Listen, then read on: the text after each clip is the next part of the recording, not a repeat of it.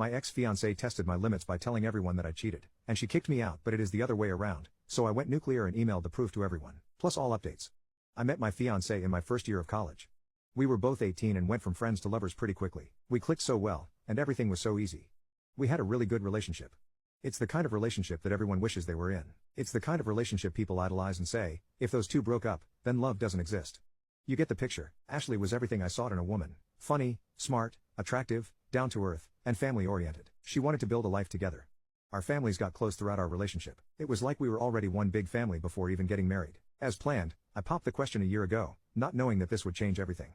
She said yes, of course, but things started to change. Slowly but surely, over the months, she became more distanced. I tried to ignore it and chalk it up to nervousness. You know, cold feet before taking the big marriage plunge. I should have trusted my instincts. She always went out with her group of friends on the weekends. I've been on these outings before. Usually, it's clubbing and drinking. It's not my scene, but I trusted my girl, so I had no problem with her going without me. These outings became much more frequent after I popped the question. I tried to ignore my gut feeling that something was wrong about this. I should have listened. Last week, I got a text from one of her girlfriends. She said she feels super guilty about what's been going on. According to her, Ashley has been worried about getting married. She feels she hasn't had a chance to explore other options, and the prospect of getting locked down for life made her anxious. On these outings, she will frequently flirt with guys, dance with them, grind on them, and make out with them to get it out of her system. Since she wasn't having sex with them, she didn't consider it cheating. According to the friend, she also gave one guy a BJ in the club bathroom. She sent me pictures and videos from some of those escapades. My heart sank. I felt like I had died that day. I thanked the friend for telling me and told her to keep it between us. For me, any form of cheating is a big no-no. I knew it was over. What makes this worse is that I have a past of cheating. She knows about my high school ex who cheated on me, and being a stupid teenager, I tried to end it all. This just cuts the whole situation even deeper. She knew how much hurt she could cause but continued with it. I wanted to crawl into bed and cry for a month. I wanted to be weak. I felt weak. After I protected myself, I decided to allow myself to mourn and cry over this. My fiancé and I share an apartment, and we both pay rent for 50-50. I took 2 days off work and covertly moved my things to my brother's house across the city.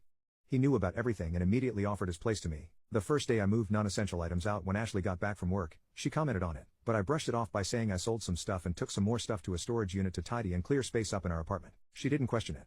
I was furious on the inside about everything I learned but kept cool to avoid suspicion. She noticed I was a bit withdrawn, but I told her I was tired and stressed from work. On the second day, while she was at work, my brother and his wife came over to help me pack everything else, and I was fully moved out by 3 p.m. that day. Since then, I have avoided every form of communication my ex sent.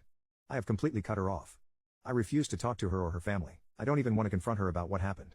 She came home that day and saw everything was gone. She texted all my friends and family who texted me, but I only responded to my parents, who were fully behind me and my decision. Her family and friends are blowing up my phone and saying I'm an off for leaving without a word. They've even been blasting me on social media. I don't care. She knows what she did. To me, she is dead. She doesn't exist. Because of all this backlash, my brother and his wife are now questioning whether I should completely ignore everyone. This has caused me to doubt myself, so here I am. Ada? Update, I didn't want to make this whole thing public. Despite what she did, some part of me still cares for her. I was with her for 6 years. You can't just throw that away overnight. I concluded that talking to her parents was the right thing to do. Only her family needed to know. Everyone else can have whatever opinion they want of me, I don't care. The people who truly know and are close to me are the only ones I care about. I sent a detailed message of what happened to my closest friends and family. All of them, of course, believed me right away, no pictures needed. I didn't feel like it was necessary or appropriate to spread those pictures of her, so I didn't. Now that the people I cared about were sorted, I moved on to her parents. I messaged her mom, who, by the way, I had gotten so close to I considered her a second mom, and she considered me a son. She was very upset with me but agreed to meet up. I felt this needed to be an in-person conversation rather than a nuke. I met her mom and dad at a diner we frequented for breakfast. I know, it's so cliché. It was quite emotional. They were understandably upset. They didn't do anything wrong, and I cut them out of my life like nothing had happened. I understood why they were upset, so when they confronted me, I was very quiet, just listening, letting them get it all out. I admit I was tearing up with them. That is until they accused me of some things. It's been a whole week since all of this went down.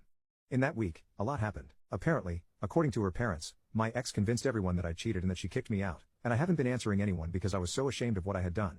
Lol, I laughed out loud. I said sorry, wished them a happy life, and walked out. I was so upset I couldn't even have imagined being accused of this. What a F-king joke. I can't believe her parents would believe her, throwing me under the bus so fast. I walked out because I'm sure I would have said things I'd regret to her parents. I didn't want to do this, but she left me no choice. I activated the nuclear option. I went home, made an email titled "For Your Reading Pleasure," and attached every picture her friend sent me, including screenshots of the chat with her friend where she expressed how guilty she felt about the cheating. I also attached the videos of her grinding and making out with other guys. I included a long explanation detailing everything that has happened since D-Day. I ended the email by saying that I did not wish to be contacted and expected my ring back at some point. I attached her parents, any friend I could think of, and a coworker I just so happened to know. Fuck it. So that's where I'm at now. I may be the a-hole for sending that email, but she tested my F-king limits when I found out what she was telling people. I have zero regrets. I am currently crashing at my brother's place on the pull-out couch. He's helping me get through this as much as I can. Who knows what kind of fallout that email will create. Either way, I'm going to sit back and enjoy it with popcorn.